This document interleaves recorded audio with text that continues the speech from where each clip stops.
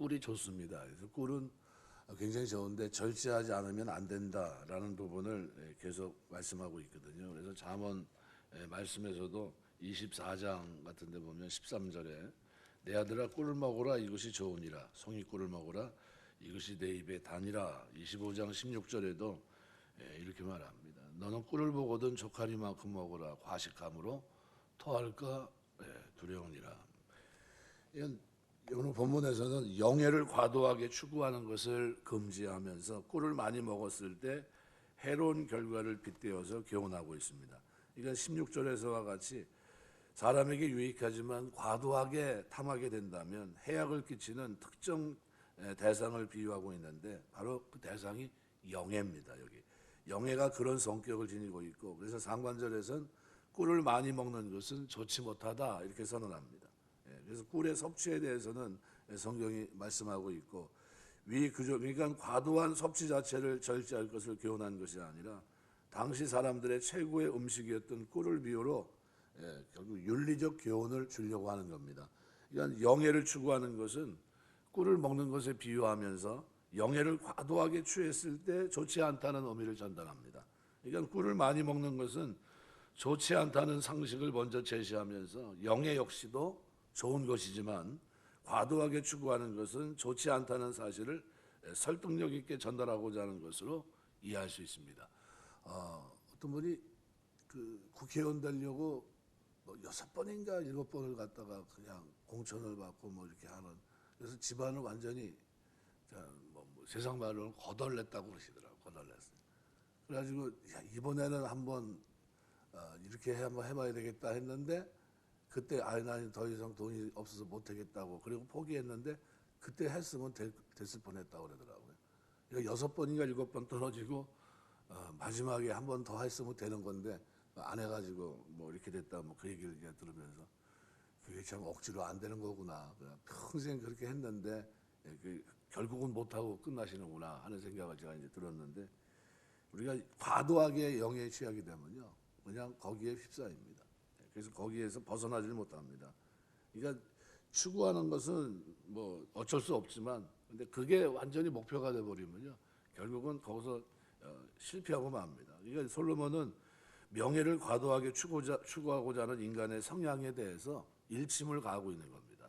그래서 자기의 영예를 구하는 것이 헛되니라. 그래서 여기 캐보담 자기의 영예를 그랬는데 무거운 짐 영광을 의미하는 명사 카보드라는 단어와 관계되어 있습니다. 그래서 그들의 영광을 구하는 것이 헛되다 되어 있습니다. 이 구한다는 것은 말 그대로 우리가 뭐 캐보담과 연결되어 있기 때문에 뭐 여러 가지를 뭐 탐색하고 조사하고 찾는다라는 개념인데요. 여기 이제 오역이 되어 있는 단어가 헛되니라라는 단어입니다. 그래서 이 카보드라는 단어가 쓰였는데 이 단어가 원래 영광이란 단어입니다. 근데 이 부분을 직역하면 전혀 다른 의미를 가지게 됩니다. 그래서 문자적으로는 그리고 그들의 영예 구함이 영예니라 이렇게 표현할 수 있는데 그런데 여기 대부분의 이 번역본들은요 한글 개역 성경과 유사하게 본문을 부정적 의미를 지닌 문장으로 해석을 합니다. 그러니까 왜 그렇게 해석을 했냐면요 이 직역한 내용이 문맥과 많지 않기 때문입니다. 문맥에서 뭔가 문제가 있지 않느냐. 그러니까 서기관들이 필사하는 과정에서 아마 한 단어가 빠졌을 거로 보통 얘기를 합니다. 그래서 거기에 대한 해결책으로 한글 개역 성경이나 영역본들은 하반절에 상반절과 똑같이 부정어 로가 들어가 있는 것으로 얘기합니다. 그런데 상반절에는 부정어 로가 있는데 하반절에는 아마 필사하는 과정에서 빠졌을 거다. 그래서 원래는 영예니라 자기 영예를 구하는 것이 영예니라 이렇게 돼 있는데 영예가 아니니라 뜨는 이런 뜻으로 해석을 해서 오늘 본문에서는 헛되니라라고 이렇게 됩니다. 이 말이 맞거든요. 그럼 뭐가 빠진 겁니까? 필사하는 과정에서 빠졌다고 봅니다. 그래서 물론 다른 두 가지 해석이 더 있습니다. 근데 제가 볼 때는 별 의미가 없습니다.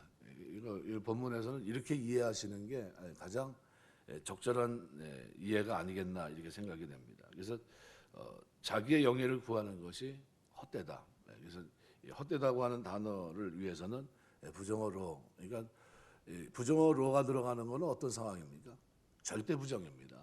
영구적인 부정입니다. 그러니까 그거는 한 번도 헛되지 않은 적이 없는 거예요. 그러니까 그 자체가 자기 영예를 구하는 게 계속해서 그렇게 살아가는 게 결국은 의미가 없는 거다라는 것을 말씀해주고 있습니다. 그래서 꿀을 많이 먹는 것이 좋지 못하고 자기 영예를 구하는 것이 헛되다. 두 번째 28절에 보시면 오늘 본문의 초점은 사실 28절에 맞춰져 있다고 생각이 됩니다.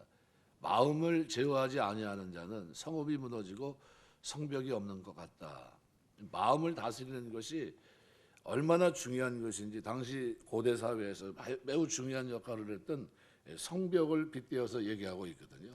그래서 14장 말씀에도 29절에 보면 노하기를 더디하는 자는 크게 명철하여도 마음이 조급한 자는 어리석음을 나타낸다. 마음을 통제할 것을 얘기합니다. 그래서 16장 32절에도 우리가 아는 말씀, 노하기를 더디하는 자는 용사보다 낫고 자기 마음을 다스리는 자는 성을 빼앗는 자보다 나으니라. 마음 다스리는 것에 대해서 얘기하거든요. 성령의 열매 가운데 9번째가 절제입니다. 이거 마음에 벽이 있냐 없느냐, 이거 문빗장을 걸었느냐 걸었지 않느냐, 이게 오픈되어 있느냐 아니면 꽉 닫아놨느냐라는 거죠. 이 부분입니다. 그래서 이 마음을 다스린다, 자기의 절제 중요성을 강조하는데요. 물론 16장 32절에서 여기서는 분노의 절제에 대해서 얘기했습니다. 근데 여기 자기 마음, 루아흐란 이 말은 마음이라는 의미뿐만 아니라 여러 가지 감정들을 얘기합니다. 뭐 일종의 분노 또는 욕망, 의지, 물질, 다양한 의미가 포함되어 있는 단어거든요. 그러니까 마음으로 번역된 부분에 이러한 용어들을 대체시켜서 이해하면 이렇게 얘기할 수 있습니다. 분노를 절제하지 못하고 폭발시키면 그 결과 어떤 일이 벌어집니까? 다양한 일이 일어납니다. 폭력, 살인, 이런 안 좋은 그런 다툼 이런 것들이 나타나겠죠. 정욕을 절제하지 못하면 결국은 그로 인해서 안 좋은 결과를 가져오고, 물질에 대한 욕망에 눈이 어두워지면 그로 말미암아 또 파멸에 이르게 되고, 의지를 잘 다스리지 못하면 태만하거나 그릇된 행동으로 치우칠 수 있습니다. 그러니까 이러한 것들을 제어해야 될 대상이고, 이것을 제어하지 못했을 경우에 처하게 되는 파국은 하반절에 기록이 되어 있습니다. 그래서 본문에 자기 마음을 제어하지 아니하는 자는 성읍이 무너지고 성벽이 없는 것 같다. 자기 마음을 제어하지 않았을 때 결과가 얼마나 치명적이고 참혹한 것인가를 보여주기 위해서 주부 술부로 나누면 술부가 앞으로 나와 있으면 강조입니다. 술부인 본문을 문장 서두에 배치합니다. 그러니까 성읍이 무너지고 성벽이 없는 것 같다. 뭐가요? 마음을 제어하지 않으면. 그러니까 고대 사회에서 성벽이 없는 성읍이라고 하는 것은 사실상 무너진 성읍입니다. 왜요? 그는 누가 와도 주인 행사랍니다. 그러니까 성벽이야말로 적들의 공격으로부터 성읍을 지키기 위한 가장 기본적이고 필수 불가결한 그런 수단입니다. 성벽이 없는 성읍이라고 하는 것은 있을 수도 없지만 만약 있다면 이미 함락되거나 이미 아무 의미가 없는 성읍, 가치가 없는 성읍으로 보시면 됩니다. 그런데 그 성읍의 비참한 종말은 불보듯 뻔한 거예요. 볼 것도 없습니다. 그런데 마찬가지로 자기 마음을 제어하지 않는 사람이 당하게 될 비참한 운명은 불보듯 자명하다는 겁니다. 그러니까 마음을 제어하지 않음으로써 마음의 성벽이 무너지게 되었을 때 이것은 성벽이 없는 성읍과 같이 온갖 죄악의 공격에 무너질 수밖에 없다는 거예요. 이러한 본절은 마음을 다스리는 일이 얼마나 중요한지를 교훈함과 동시에 자기 삶을 굳건히 세우는 기초가 무엇보다 마음을 다스리는 데 있다는 사실을 분명히 말씀하고 있습니다. 그래서 우리가 살아가면서 제일 초점을 맞춰야 될 것이 뭡니까? 마음이에요. 이 마음으로 새롭게 됨으로 변화를 받아 하나님이 기뻐하시고 온전한 뜻을 헤아리고, 이 마음에서부터요 변화가 되지 않으면 어떻게 해요? 방법이 없습니다. 이 마음이 하나님의 말씀으로 채워지고 그 말씀이 우리의 마음의 문빗장이 되고 그것이 내 삶의 브레이크 역할을 하고요. 이 마음에 새겨진 그 말씀이 내 삶을 능동적으로 나아가고 살아가는데 힘이 돼야 됩니다. 이 마음이 굉장히 중요합니다. 그러니까 자기 삶을 굳건히 세우는 기초는 무엇보다 마음을 다스리는 데서 비롯됩니다.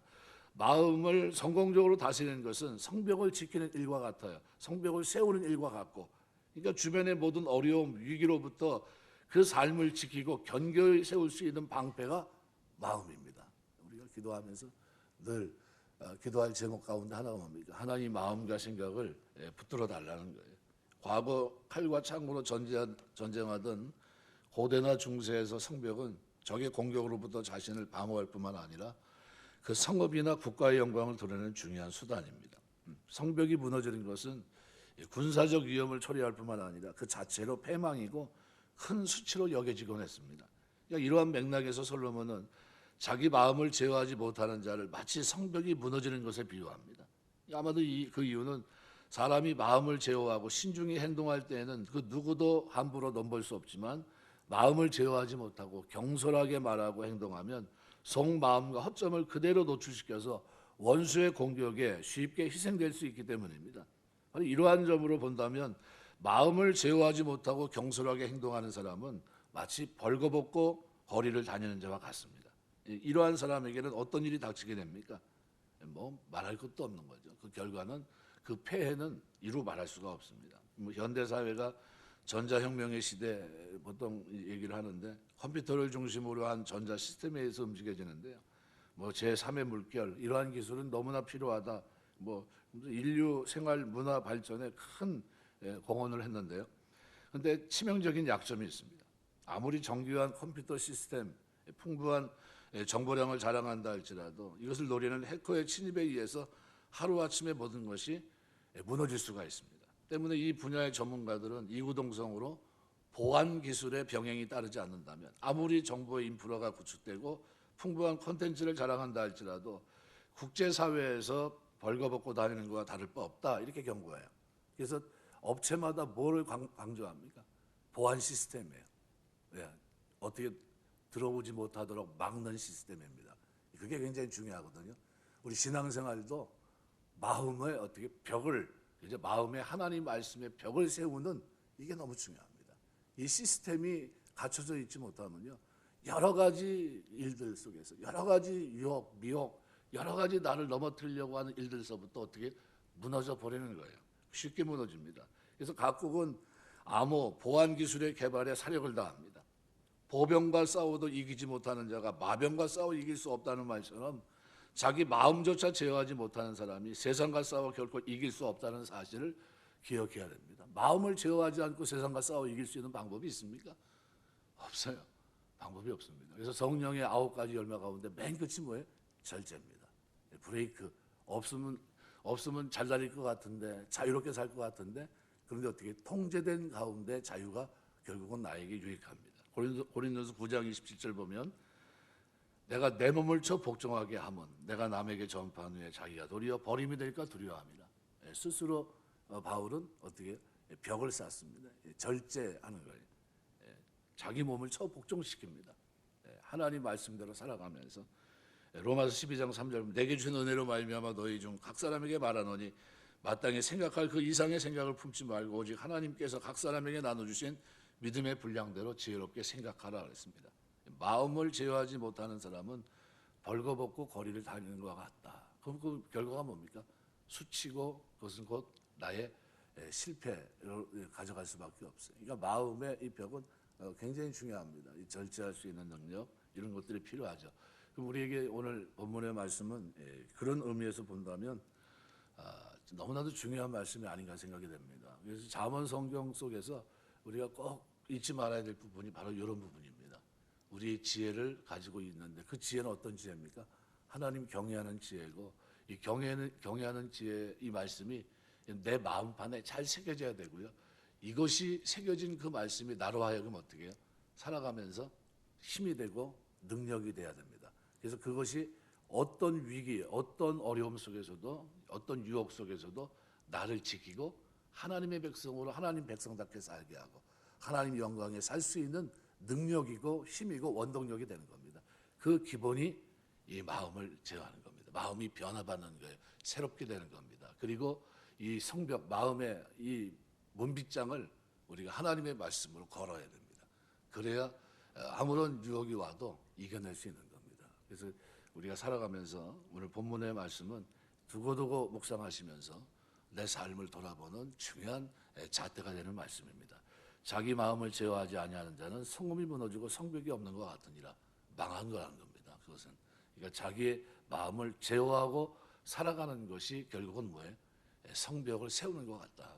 이것이 절제의 삶이 우리에게 가장 큰 힘이 된다 생각하시고 살아가는 동안 마음의 이 부족한 부분들을 잘 채워서 흔들림 없이 변함 없이 하나님 사랑하고 이웃 사랑하며 살아가는 삶이 되시길 주의 이름으로 축원합니다. 기도하겠습니다.